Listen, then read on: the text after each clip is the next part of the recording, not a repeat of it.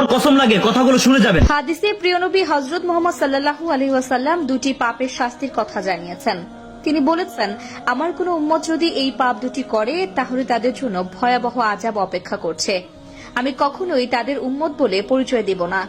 জাহান্নাম সেই জায়গা যার কথা আমরা কল্পনাও করতে পারি না, আমাদের কল্পনার থেকেও অধিক ভয়াবহ। তাই আগে আপনাদের জানিয়ে দিব এই পাপ দুটি করলে কি শাস্তি আপনাদের দেওয়া হবে। 2 নম্বর পাপের শাস্তি সম্পর্কে জানলে আপনাদের রূহ কেঁপে উঠবে।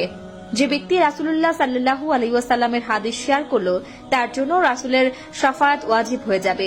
তাই অবশ্যই ভিডিওটি শেয়ার করে দিবেন যেন অন্য কেউ এই পাপ দুটি করা থেকে বিরত থাকে। চলুন বেশি কথা না বলে শুরু করে আজকের ভিডিও।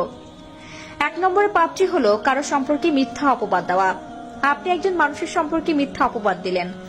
যতক্ষণ ওই ব্যক্তি আপনাকে ক্ষমা না করবে ততক্ষণে আপনি কাবা শরীফে গিয়ে কান্নাকাটি করে তওবা করলেও আপনি ক্ষমা পাবেন না। হাসরের মাঠের সকল হিসাবের পরে দেখবেন আপনার সামনে সেই ব্যক্তিরা দাঁড়িয়ে আছে যাদের বিরুদ্ধে আপনি মিথ্যা অপবাদ দিয়েছিলেন। এরপরে আপনি যদি তাদের থেকে ক্ষমা পেতে চান তাহলে আপনার নেক আমল থেকে তাদের কিছু নেক আমল দিতে হবে এবং তাদের পাপের আমলনামা থেকে আপনার আমলনামায় কিছু পাপ সংযুক্ত করে দেওয়া হবে। প্রিয় দর্শক, অবশ্যই না জেনে বুঝে কারণ আমি মিথ্যা অপবাদ দিবেন না।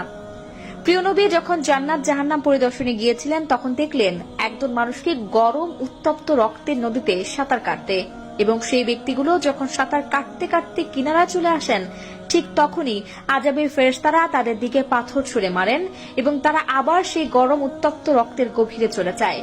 তখন রাসূলুল্লাহ সাল্লাল্লাহু আলাইহি ওয়াসাল্লাম জিবরাইল আলাইহিস সালামকে প্রশ্ন করলেন, এদেরকে এই শাস্তি দেওয়ার কারণ কি? উত্তরে জিবরাইল আলাইহিস সালাম বললেন, এরা হলো সেই ব্যক্তি যারা সুদের ব্যবসা করেছিল, যারা সারা জীবন সুদের টাকা উপার্জন করেছে, সুদকে ইসলাম হারাম ঘোষণা করেছে, আর এই ব্যক্তিগুলো সুদের উপরে সারাটা জীবন পার করেছে। তাই কিয়ামতের আগ পর্যন্ত তাদের এই শাস্তি দেওয়া হবে। প্রিয় দর্শক, তাহলে আপনারা বুঝতে পারছেন আমি কোন পাপের কথা বোঝাতে চেয়েছি। 2 নম্বরে যে পাপের কথা বলা হয়েছে সেটি হলো সুদ খাওয়া। যে ব্যক্তি হারাম পথে উপার্জন করে অথবা সুদের টাকায় নিজের শরীর গঠন করে এবং দুনিয়ায় বিলাসীদের মতো জীবন পার করে তাদের জন্য জাহান্নাম ওয়াজিব হয়ে যাবে, কারণ সুদখোর কখনোই জান্নাতে প্রবেশ করতে পারবে না। দুনিয়াটা মাত্র 2 দিনের, আমাদের চিরস্থায়ী বাসস্থান হবে পরকালে, হয়তো জাহান্নাম নয়তো জান্নাত। অবশ্যই দৃঢ়ভাবে আল্লাহর কাছে আত্মসমর্পণ করে নামাজ আদায় করার চেষ্টা করবেন, কারণ আপনাকে এই দুনিয়ায় মানুষ সাহায্য করলেও পরকালে আপনি একা হয়ে যাবেন। আপনাকে সাহায্য করার মতো কোনো মানুষ থাকবে না, কারণ ওই দিনটা এতটাই ভয়ঙ্কর হবে যে সকলেই ইয়া নাফসি বলে চিল্লাচিল্লি করবে, কারণ ওই দিন যার বাঁচা সে বাঁচতে চাইবে।